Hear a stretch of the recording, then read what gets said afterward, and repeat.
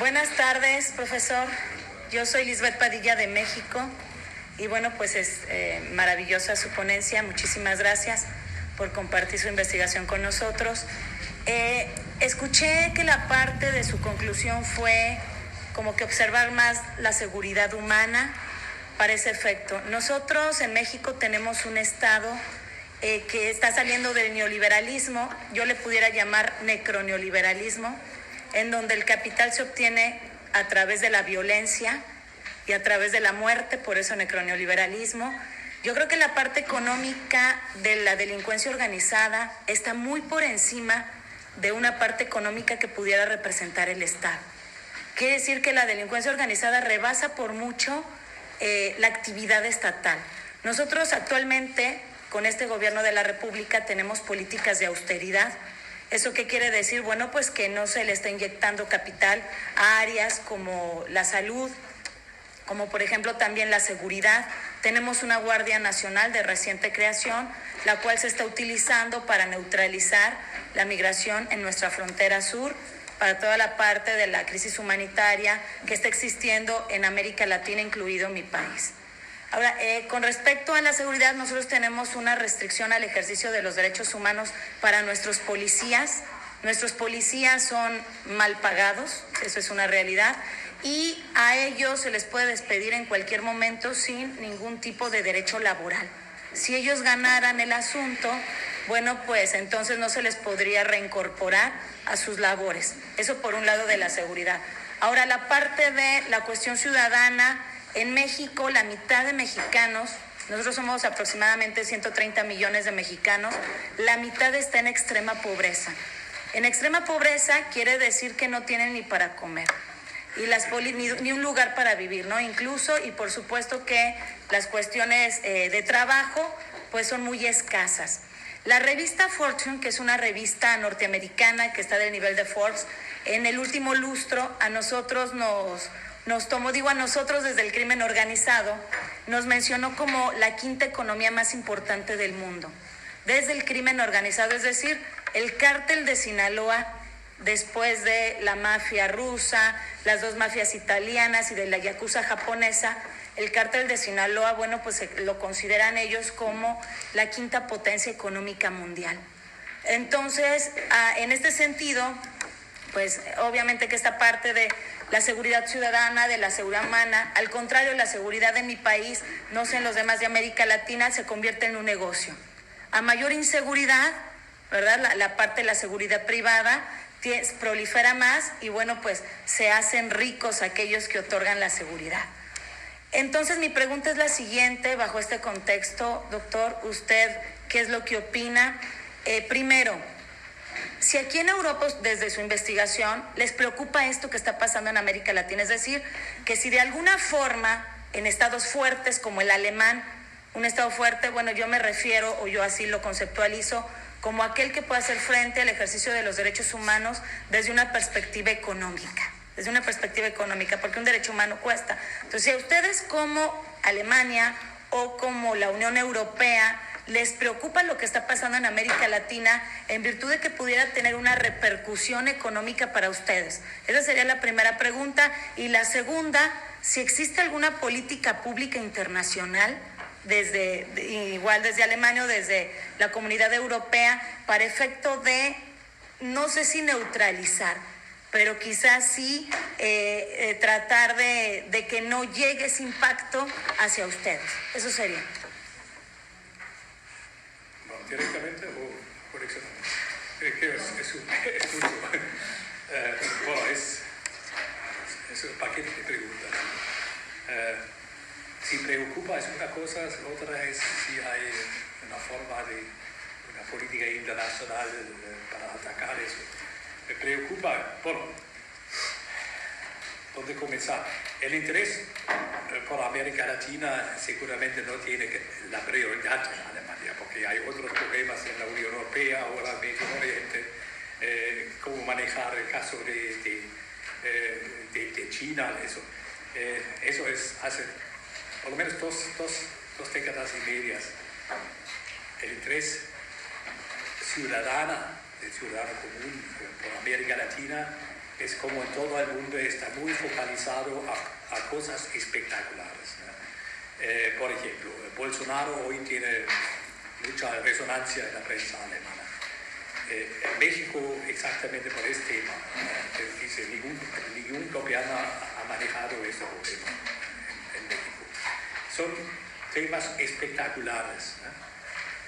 Claro, hay políticas, en cuanto a la política internacional, claro, hay muchas políticas articuladas, documentos de las Naciones Unidas que ocupan de este tema, de la corrupción, de lavado de dinero, todo eso. Pero una cosa son los documentos, lógicamente, soluciones tienen que tener por los propios países. En el caso de Colombia es exactamente lo mismo. Hay una cooperación internacional, hay una cooperación muy estrecha entre Alemania y México, pero claro, con el enfoque muy claro en el tema de economía, comercio, ¿no? NAFTA, el nuevo NAFTA, estos temas. Y hay muchos en la cooperación para el desarrollo, hay también enfoques en cooperación con ONGs, también en el tema de seguridad, seguramente. Pero claro, no puede realizar una política internacional efectiva, no hay. Los valores básicos existen en todos los documentos, derechos humanos, seguridad humana, en la CNUD, en todos, eso existe. Pero decir que hay una política consensuada, muy difícil. Además, en Europa mismo tenemos una división muy fuerte. Europa es cada vez más fragmentada. Para dar un ejemplo, una cosa muy práctica, relaciones comerciales. Ahora tenemos casi listo para firmar el acuerdo EU-Mercosur. 20 años de negociaciones para un acuerdo de este tipo. Ahora comienza. Ok, entonces comienza. Algunos países dicen, el último fue Austria, Polonia, que tiene grandes intereses en el sector agrario, dicen, no firmamos. No firmamos por las quemas en la Amazonia, por eso. Algunos países tienen sectores muy fuertes y lobbies muy fuertes del sector agrario. Francia, Polonia, y por eso no firman. Otros dicen, no, para nosotros Amazonia es lo central, por eso no firman. Es decir, ni hay una política concertada de Europa hacia América Latina, ni a los países particulares. Cada tiene otros intereses. Alemania tiene más intereses, y por eso va a firmar eso, en el comercio y las inversiones privadas, porque son 1.600 empresas alemanas en Brasil. Es decir, concertar eso es cada vez más difícil, si no imposible. Por eso no hay una cosa. En cuanto a, si tú preguntas cómo se evalúa, quizás no en la calle, porque en la calle no sabe dónde está México, ¿no? En muchas ciudades. Sí. ¿Cómo se evalúa ese problema? ¿Es México realmente un failed state?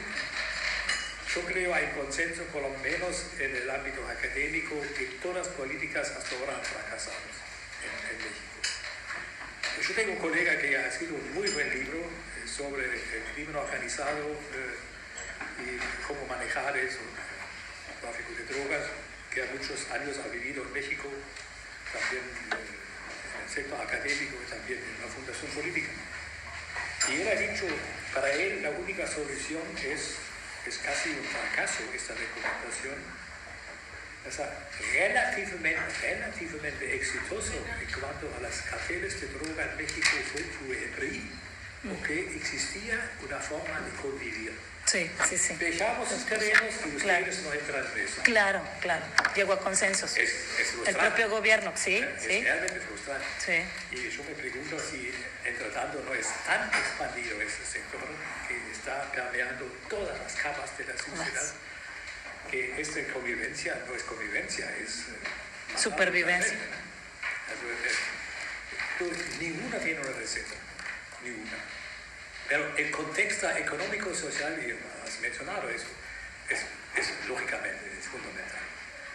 Si uno mira a los jóvenes, no solamente en México, también en otros países que son centros de tráfico de drogas y de las inmensas ganancias, un tipo de 15 años, 16 años, que tiene ningún chance, ¿no? se entra en una banda criminal o es contratado por estos tipos con trabajos pequeños, ¿no? Hasta sicarios, ¿no? Claro, así es. Si no se ofrece otra oportunidad, ahí se queda. Moralmente, bueno, sos un tipo criminal, pero ahí no es joven. Y mencionaba esta cifra de los pobres de México, es la mitad. Dramático. Y hay, por otro lado, una clase dirigente riquísima, muy rica. Sí. Pero está cambiando todo eso. Estuve solamente un nota de pie, estuve hace 2 años como profesor visitante en Guadalajara. Y en la última semana uno de los alumnos me ha invitado que vamos a este lugar, Tequila. A Jalisco. Que fue muy interesante. Tequila. Visitar. Y él me contaba, su padre fue candidato para la alcaldía de Tequila, ha renunciado porque uno de los carteles ha matado a su hermano y han sacado, no pueden seguir. ¿No tienes familia? ¿Quieres? Ha renunciado. Sí. Es la única posibilidad. Así es. No es un caso particular. No. Así es en casi todo. Es una situación de eso, es terrible. Por otro lado, hubo aparentemente también ejemplos positivos, pero eso pasó también hace algunos años, fue también en Tijuana. Y fue totalmente sorprendido para California, yo pensaba, es lo más terrible. No, yo estuve caminando en la noche en el microcentro también. Aparentemente, yo no conozco el nombre, no sé, fue de paro, no sé, el gobernador, eso fue un estado, ¿cómo se dice? Una provincia, estado, ¿no? Municipio o estado. El estado fue realmente tranquilo, pero algunos kilómetros más abajo, terrible, Guerrero, terrible, ¿no? Entonces, hay núcleos de éxito de lucha contra ellos, ¿no? Pero aparentemente otra vez el panorama se siente otra vez ahora. México, la capital, no fue muy peligroso en los últimos años, pero aparentemente ahora otra vez también las grandes ciudades. Sí. Pero el factor económico-social es central. Sin eso, creo, no hay. Y para frenar estos tipos, claro, los paraísos fiscales es un gran tema, donde los bancos también europeos están muy fuertemente involucrados, ¿no? Estos Panama Papers y otros. Sí, los Panama Papers. Es decir, una interconexión muy fuerte. He leído ayer en el periódico, en el caso de Brasil, que en los últimos años fueron en Brasil aceptado 90 productos químicos que tienen que ver en la elaboración de drogas. Con BASF y todas las grandes están en eso, y es un gran negocio. Claro. ¿No? Así es. Es la internacionalización. Y claro, se tendría que comenzar con eso. Así es. Gracias. Los países, para eso.